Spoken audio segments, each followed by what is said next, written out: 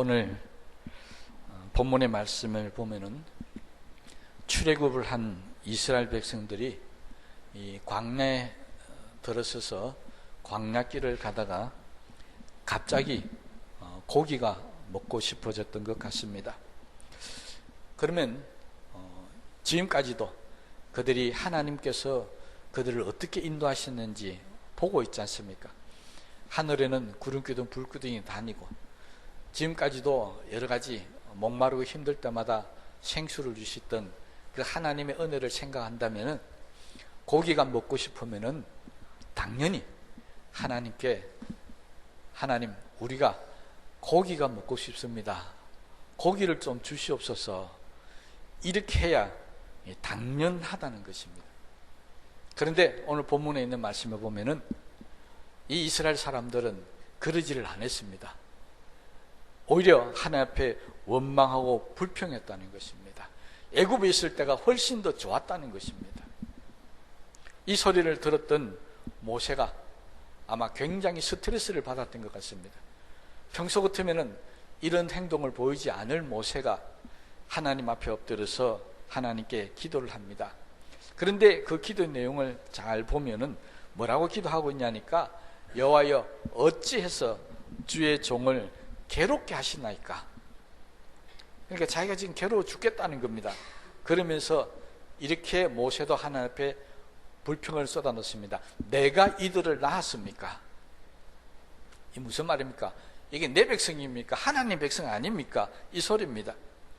그리고 이 백성들에게 어디서 내가 고기를 줄 수 있습니까? 하는 이야기가 뭡니까?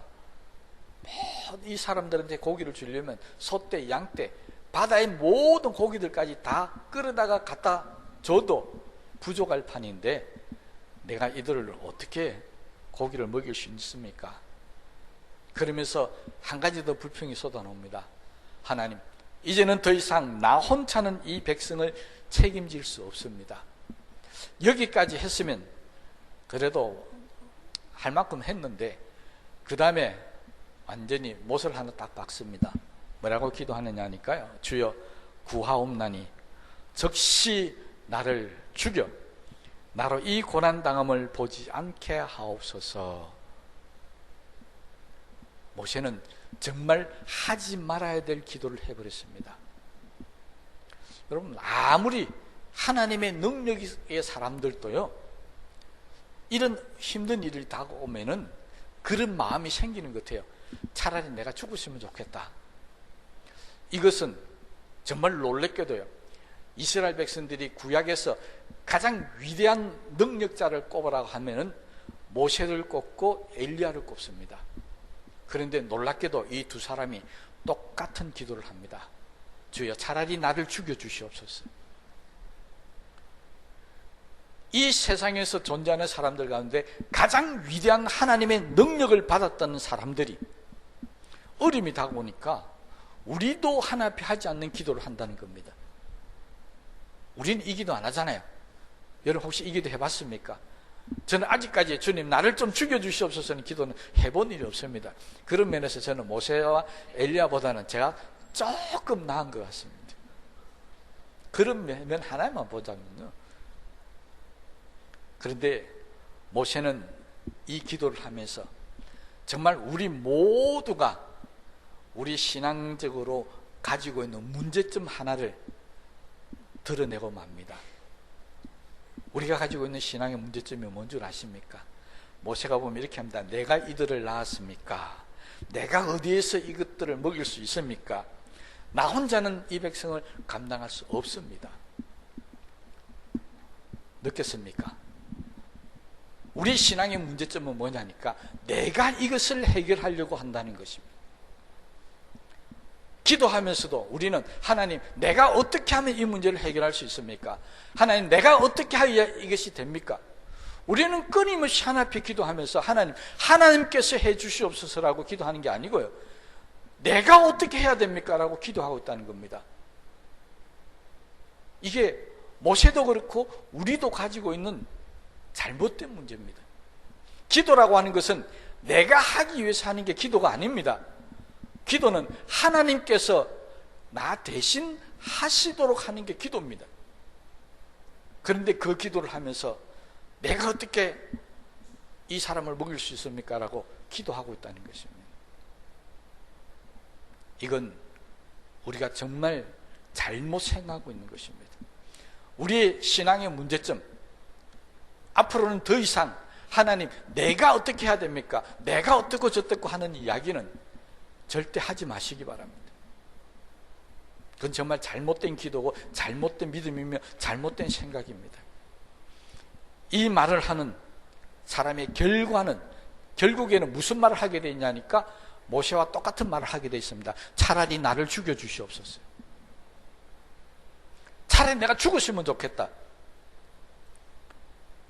이 기도의 결말은 그거였습니다. 하나님 앞에 기도하는 저와 여러분들이 죽으려고 기도합니까? 아니잖아요. 우리가 하나님 앞에 기도하는 목적은 내가 살려고 기도하는 겁니다. 살려고 기도하는 사람이 하나님 앞에 기도할 때는 나를 죽여주시옵소서 기도한다는 겁니다. 하나님께서 그래 네 죽으라 하시면 어떻게 하시겠습니까? 정말 큰일이잖아요. 우리는 정말 그런 어리석은 기도를 할 때가 참 많습니다.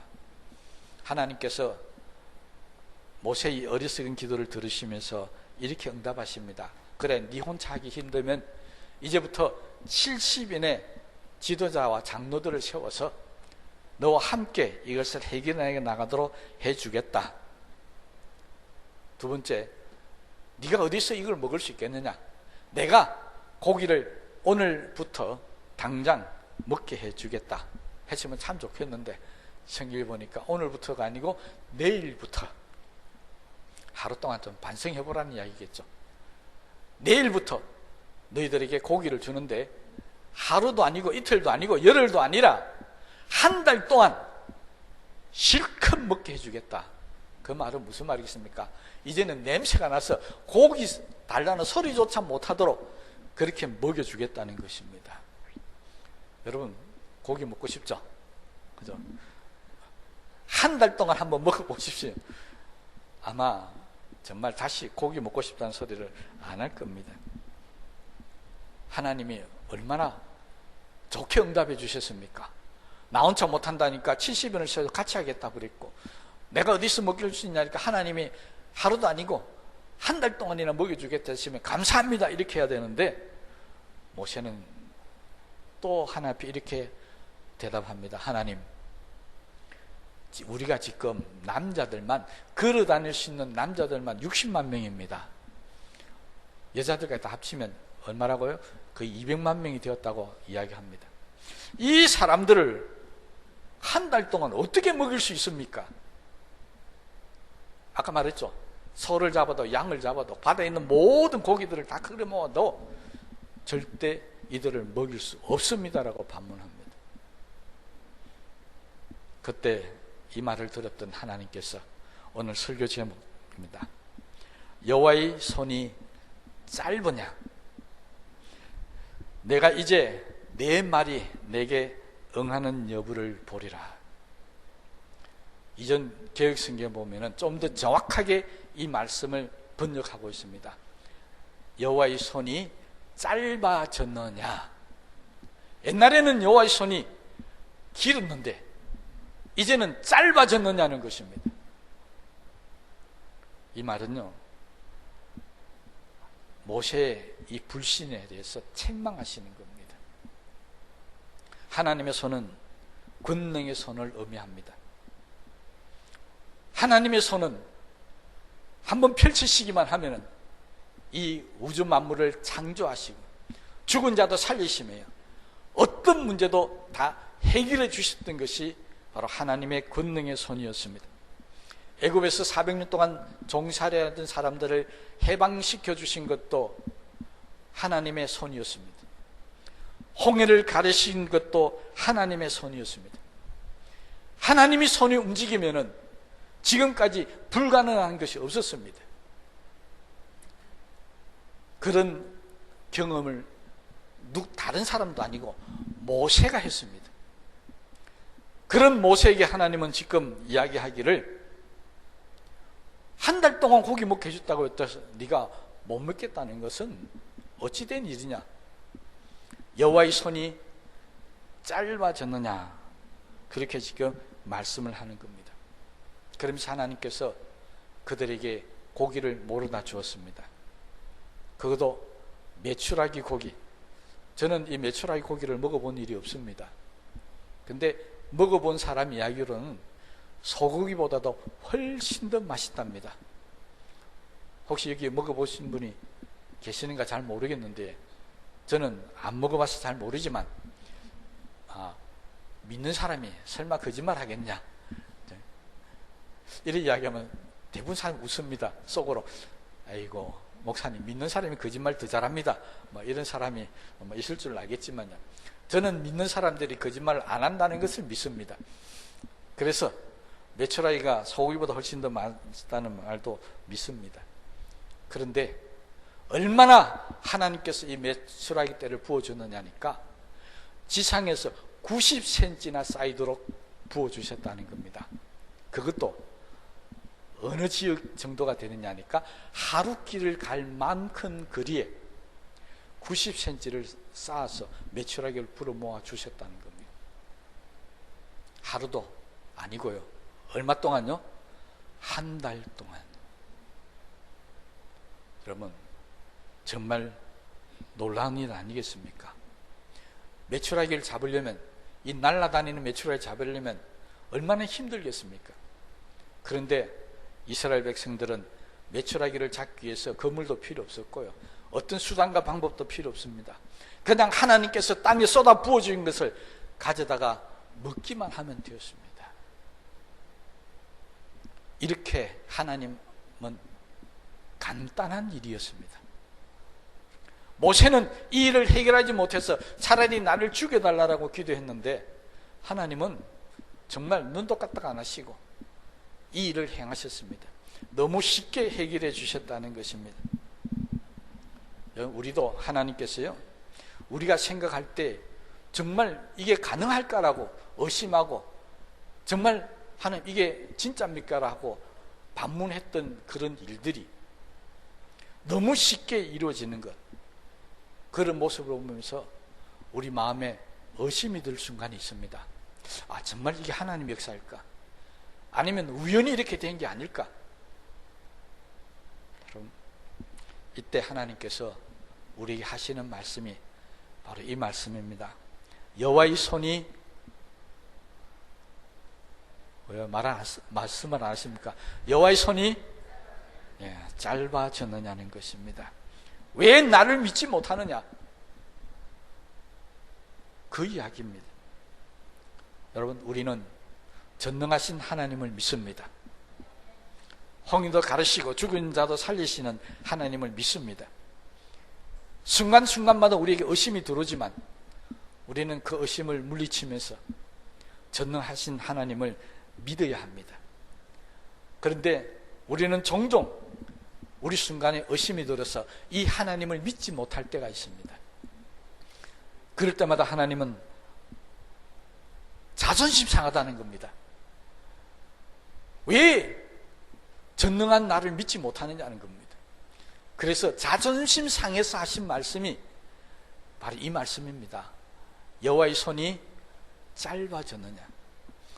얼마나 하나님의 자존심이 상했으면 이렇게 말씀하시겠습니까? 하나님을 무시하지 말라는 겁니다. 멸시하지 말라는 겁니다. 20절 말씀에 보니까 이는 너희가 너희 중에 계시는 여호와를 멸시하고, 하나님은 지금 이스라엘 민족들이 하는 태도, 모세가 하는 태도를 바라보면서 너희들이 지금 나를 멸시한다라고 받아들이셨다는 것입니다. 우리가 하나님을 의심하고 하나님의 응답을 받아들이지 못할 때 하나님은 우리가 하나님을 멸시한 줄로 생각하신다는 것을 깨달아야 합니다. 그런 사람에게 여호와의 손이 짧아졌느냐, 다시 말하면 내 자존심이 상했다는 말씀입니다. 여러분, 하나님을 기쁘시게 할 망정 하나님의 자존심을 상하는 말은 하지 마시기 바랍니다. 우연이 되었다, 하나님 자존심 상하는 말씀입니다. 하나님 이게 되겠습니까? 하나님이 자존심 상하는 말씀입니다. 우리는 하나님 자존심 상하게 하지 마시고 하나님이 우리에게 하신 말씀을 굳게 믿으셔서 하나님을 기쁘시게 하는 사람이 되어야 될 줄로 믿습니다. 그런데 이게 쉽지를 않다는 겁니다. 오늘 모세뿐만이 아니라 우리 믿음의 조상이라는 아브라함도 한번 보십시다. 하나님께서 아브라함에게 75세에 나타나셔서 너와 내 자손을 저 하늘의 별같이 많은 자손을 주겠다고 번성하겠다고 약속을 하셨습니다. 그런데 100세가 되었어야 이 아들을 주십니다. 그 중간에 아브라함은 하나님이 분명히 나에게 아들을 주겠다 약속했었는데 주지 않는 거 보니까 이걸 더 기다려야 될 것인가 말해야 될 것인가, 아니면 하나님이 다른 방법을 통해서 주실 수 있지 않겠는가. 그래서 사라는 안 되는 것 같고 사라의 여종인 하갈을 통해서 이스마엘이라는 아들을 낳습니다. 하나님이 자손을 주지 않으니까 하나님의 약속을 믿지 못하고 자기의 방법을 사용해서 아들을 얻었다는 것입니다. 그런데 하나님은 그 아들을 인정하지 않았습니다. 사라로 난 아들만이 인정하겠다. 이삭을 낳았습니다. 100세 이삭을 주셨죠. 그리고 그 뒤에도 끊임없이 이삭이 너의 후손이라는 사실을 못을 박아버렸습니다. 여러분, 아브라함도 하나님의 약속이 길어지니까 마음에 믿음이 흔들려 버렸습니다. 그 사람이 우리의 믿음의 조상입니다. 우리는 누구를 닮았겠습니까? 조상을 닮았겠죠. 그래서 우리도 때로는 의심하고 우리도 때로는 넘어지고 쓰러질 수밖에 없습니다. 우리의 믿음의 조상인 아브라함도 그랬으니까 우리도 당연하겠죠. 그렇지만 우리는 조상보다 못했어야 되겠습니까? 조상이 바라는 게 뭐겠습니까? 나보다는 더 네가 나아야 된다는 거 아니겠습니까? 여기 부모님들, 자식이 내보다 못했으면 좋겠습니까? 나보다 나았으면 좋겠습니까? 다 나보다 나았으면 얼마나 좋겠습니까? 그러니 아브라함도 그럴 겁니다. 나는 의심하고 나는 내 방법을 썼지만은 2000년 뒤에 너희들은 나처럼 하지 말고 하나님이 무슨 말씀하시든지 간에 잘 믿으라. 머리로 납득이 안 되고 이해가 안 되고 의심이 생겨도 하나님을 철저히 믿으라는 것입니다. 2000년 전에 200만 명의 이스라엘 민족들을 먹이신 하나님, 오늘도 그 하나님이 손을 내미시면 우리를 먹이신다는 사실을 믿으시라는 겁니다. 이게 하나님의 말씀입니다. 그런데 우리도 역시 그렇게 믿지 못하고 있습니다. 이런 믿음이 없으니까 성경은 하나님을 기쁘시게 하지 못한다고 그랬습니다. 이런 믿음이 없으니까 우리는 하나님으로부터 좋은 것을 받지 못한다고 그랬습니다. 예수님이 뭐라고 했습니까? 우리에게 구하면 떡을 달랄 때 돌을 줄 뿐만 없다고 그랬습니다. 생선을 달랄 때 뱀을 줄 뿐만 없다고 그랬습니다. 그러면서 뭐라고 말씀합니까? 가장 좋은 것으로 우리에게 주신다고 그렇게 말씀하셨습니다. 왜 우리는 하나님 주시는 가장 좋은 것을 얻지 못할까요? 이런 믿음이 없어서 그렇습니다. 늘 의심하고 늘 넘어지고 쓰러지고. 그래서 성경은 우리에게 하나님의 기적을 베푸실 때, 또 하나님의 약속이 우리에게 이루어질 때 이렇게 말씀하고 있습니다. 내 믿음대로 될지어다. 어떻게 된다고요? 내가 믿는 대로 된다는 것입니다. 내가 안 된다고 믿기 때문에 안 되는 것입니다.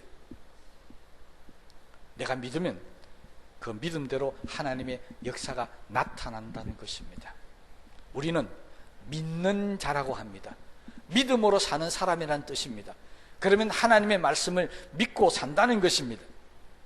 그러니 우리는 믿어야 합니다. 하나님의 손이 우리를 인도하시면 우리는 만사가 형통할 것이고 해결될 수 있을 것이고, 그 하나님의 손을 붙들면 지금 나에게 있는 모든 문제가 다 해결된다는 것을 우리는 믿어야 한다는 것입니다.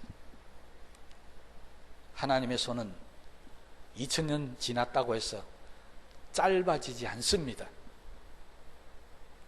우리에게 하나님이 다시 말씀하십니다. 여호와의 손이 짧아졌느냐? 아니죠. 2000년 전에, 4000년 전에 하나님의 손, 그 손이 지금도 우리에게 역사하십니다. 결코 우리를 버리지 않는다는 겁니다. 약해지지 않았습니다. 하나님의 능력이 적어지지 않았습니다. 그런데 뭐가 문제입니까? 우리의 믿음이 적어진 겁니다. 우리의 믿음이 잘못되어져 있는 겁니다. 우리의 믿음이 약해져 있다는 것입니다. 하나님이 우리에게 권능의 손을 내미실 때 그 손을 붙드시기 바랍니다. 그러면 오늘 우리가 기도하는 모든 것들이 다 이루어질 것이며, 그냥 이루어지는 것이 아니라 상상하지 못하는, 우리가 생각지도 못하는 하나님의 기적의 역사가 나타나기 시작한다는 것입니다. 모세가 이것을 경험했었습니다. 죽으시면 좋겠다는 그 상황이 오히려 하나님의 기적을 체험하는 놀라운, 하나님께 온 백성들이 영광을 돌리는 순간으로 바뀌어졌다는 것입니다. 그러니 하나님의 손을 믿으시기 바랍니다. 그런데 우리가 꼭 기억해야 할 것이 있습니다. 여호와의 손이 짧아졌느냐는 이 말을 다시 인용했던 선지자가 있습니다. 이사야 선지자인데요, 이사야 59장 1절에서 2절 말씀을 보면 이사야 선지자는 이렇게 이스라엘 백성들에게 말씀을 전합니다. 여호와의 손이 짧아 구원하지 못하심도 아니요, 귀가 둔하여 듣지 못하심도 아니라 오직 너희 죄악이 너희와 너희 하나님 사이를 갈라놓았고 너희 죄가 그의 얼굴을 가리어서 너희에게서 듣지 않으시게 하림이니라. 여호와의 손도 짧아진 게 아니라 그랬습니다. 여호와의 귀가 잘못되지도 않았다고 그랬습니다. 문제가 있는데 그 문제가 우리의 죄악 때문에 하나님의 권능이 나타나지 않는다는 것입니다. 그래서 이사야 선지자는 이스라엘 백성들에게 우리가 다시 모세에게 주셨던 그 하나님의 능력을 경험하려면 해결해야 될 것이 있는데, 하나님과 우리 사이에 막혀져 있는 이 죄를 해결해야 한다는 것입니다. 우리의 기도가 왜 응답이 안 된다고요? 죄 때문에 안 된다는 것입니다. 우리에게 왜 하나님의 능력이 나타나지 않는가? 우리의 죄 때문에 안 된다는 것입니다. 그래서 죄를 회개하고 하나님 앞에 나와서 기도하라는 것입니다. 여러분, 사람들 앞에서 내 잘못을 말한다는 것은 가끔 부끄러울 때가 있습니다. 그렇죠? 수치스러울 때가 있습니다. 남들이 몰랐으면 하겠죠. 그런데요, 하나님 앞에 내 죄를 고백하는 것은 절대 부끄러운 일이 아닙니다. 우리 성도들이 생각하는 가장 아름다운 모습, 하나님의 기적을 체험하고 능력을 체험해서 정말 모든 문제가 해결했을 때가 우리는 아름답고 셋다고 생각을 하는데요, 그건 우리가 생각하는 우리의 모습이고요, 하나님께서 우리를 보실 때 가장 아름다운 모습은 하나님 앞에 통해 자복하면서 하나님, 나는 죄인입니다, 자기 죄를 자복하고 눈물을 흘리며 기도하는 그 모습입니다. 그 모습을 하나님은 우리의 가장 아름다운 모습으로 받아들인다는 사실을 깨닫게 되게 되시기를 바랍니다. 회개하는 모습이 가장 아름다운 모습입니다. 회개하는 모습이 하나님이 가장 기뻐하는 모습입니다. 하나님의 권능의 손은 바로 그런 사람을 향해서 손을 내미신다는 사실도 믿으시기를 바랍니다. 회개가 하나님의 권능을 끌어들이는 가장 좋은 방법입니다.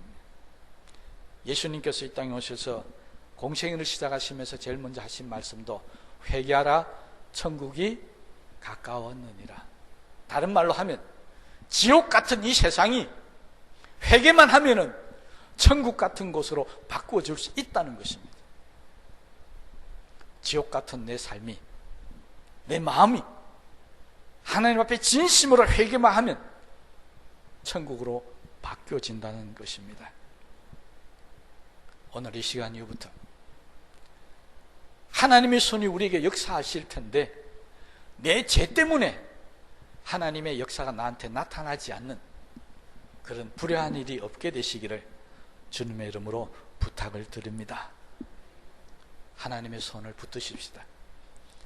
하나님의 손이 우리의 손을 붙들기를 원합니다. 이사야 선지자에게 하나님 분명히 말씀하셨죠. 두려워하지 말라, 놀라지 말라. 나의 오른손이 너를 정령 붙들리라. 자, 우리 손을 한번 보십시다. 어떤 사람은 자기 손을 보면서 그렇게 저한테 이야기합니다. 목사님, 내가 얼마나 고생한 줄 아시겠죠? 내 손을 한번 보십시오. 예, 고생한 사람들의 손은 구둑살이 가득 차고요. 정말 거칠고 험합니다. 어떤 분은 제 손을 보면 목사님은 생전 고생 한 번 안 했죠? 그렇게 이야기합니다. 왠 줄 아십니까? 제 손이 너무 부드러우니까요. 그래서 가끔 스트레스 쌓입니다. 나도 고생 많이 했는데 왜 하나님은 내한테 이런 부드러운 손을 주셔가지고 여러분, 내 손이 불쌍하지 않습니까? 나를 위해서 수십 년 동안 고생한 이 불쌍한 손, 찌그러지고 쪼그라들고 구둑살 베기고 정말 어디 내놓기 부끄러운 이 손요. 때로는 손이 이제는, 옛날에는 내 손에 주먹이 힘도 셌는데 이제는 좀 힘을 쓰려도 나약해진 이 손. 손만 쳐다보면 얼마나 내가 불쌍하게 살아온지도 알고 내가 얼마나 연약하고 부족한 존재인도 다 아실 겁니다. 여러분, 이 손을 누가 붙들어 주신다고요? 네, 하나님이 붙들어 주십니다. 이 못난 손을 하나님이 붙들어 주신다는 겁니다. 이 나약한 손을 하나님이 붙들어 주십니다. 이 피곤한 손을 하나님이 붙들어 주십니다. 왜 붙들어 주십니까? 내 손을 강하게 하시기 위해서. 이 무능한 손을 하나님의 능력의 손으로 바꿔주시기 위해서. 그래서 하나님은 우리의 손을 붙들어 주시기를 원합니다. 그러면서 하나님 말씀하십니다. 내 손을 내밀라. 하나님은 우리에게 네 그 약한 손, 그 힘없는 손, 그 고생 많은 손 하나님 앞에 내밀으라는 것입니다.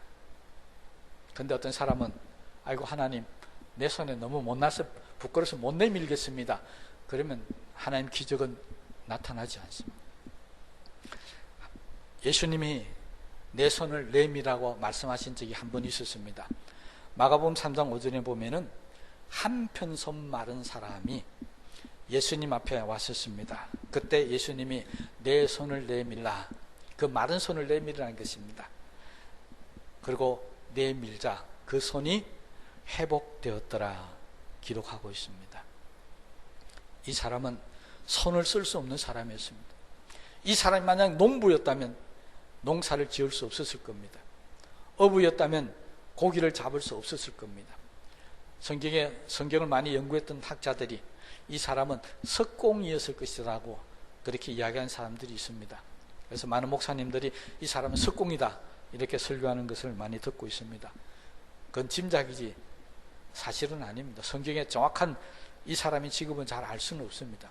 그러나 농부든지 어부든지 석공이든지 간에 이 손이 회복되었다면 그때부터 이 사람은 그가 중단했던 모든 일들을 다시 할 수 있었을 것이고 앞으로도 그가 하고 싶은 일들을 마음대로 할 수 있었을 거라고 저는 믿습니다. 하나님 앞에 손을 내미십시오. 여호와의 손이 짧은 게 아닙니다. 우리가 손을 내밀지 못했기 때문에, 우리가 하나님 앞에 기도하지 못했기 때문에 하나님의 능력이 나타나지 않는 것이지, 하나님의 손이 짧아서 그런 것은 아니라는 것입니다. 여러분, 우리가 기도하다 보면 때로는 모세처럼 의심이 들 때도 있고 힘들어서 죽고 싶을 때도 있습니다. 아무리 기도해도 응답이 되지 않아서 포기할 때도 분명히 있습니다. 그럴 때 오늘 이 말씀을 꼭 기억하십시다. 여호와의 손이 짧아졌느냐, 건강의 문제, 가정 문제, 생활 문제, 여러 가지 문제가 생길 때, 답답하고 마음이 힘들 때, 그때마다 이 말씀을 꼭 기억하시기 바랍니다. 여호와의 손이 짧아졌느냐. 꼭 기억하시기 바랍니다. 베드로는 이것을 경험하고 난 이후에 초대 교인들에게 이렇게 가르쳤습니다. 하나님의 능하신 손 아래서 겸손하라. 때가 되면 너희를 높이시리라. 너희 염려를 다 주께 맡기라. 하나님의 능하신 손 아래서 뭐 하라고요? 겸손하라. 이 말은 진짜 의미는 뭔 줄 아십니까? 하나님 손 안에서 하나님의 손을 무시하지 말라는 겁니다. 이스라엘 백성들이 여호와를 멸시했다고 성경이 기록하고 있는데 우리에게 바로 그렇게 이야기하시는 겁니다. 여호와의 손 아래 겸손하라는 것은 다시는 하나님의 능력의 손을 멸시하지 마라, 무시하지 말라는 겁니다. 아브라함에게는 이렇게 말씀하셨겠죠. 다시는 네 방법 쓰지 마라. 다시는 하나님의 손 앞에 다른 방법을 사용하지 말라. 아마 그렇게 말씀하셨을 겁니다. 여러분, 하나님 능력의 손을 얻기를 원하신다면 하나님을 무시하지 마십시오. 하나님 앞에 다른 방법을 쓰지 마십시오. 오직 내가 가지고 있는 모든 무거운 짐을 다 하나님 앞에 맡기시면 됩니다. 그래서 베드로는 너희 염려를 다 주께 맡기라고 그렇게 권면하고 있는 것입니다. 오늘 우리에게 무슨 문제가 있습니까? 하나님 앞에 여러분이 손을 내미십시오. 그리고 하나님 손을 붙드십시오. 절대 그 하나님의 능력의 손을 무시하지 마십시오. 다른 방법을 쓰지 마십시다. 오직 하나님만이 나를 살릴 수 있는 분이며 하나님만이 나의 능력의 주님이시라는 고백을 하시기 바랍니다. 그럼 오늘도 하나님의 손이 저와 여러분을 붙들어 주실 것이고 우리가 기도하고 우리가 고민하고 염려하는 모든 문제를 해결해 주실 줄로 믿습니다. 우리 시간 말씀을 생각하시면서 기도하시겠습니다.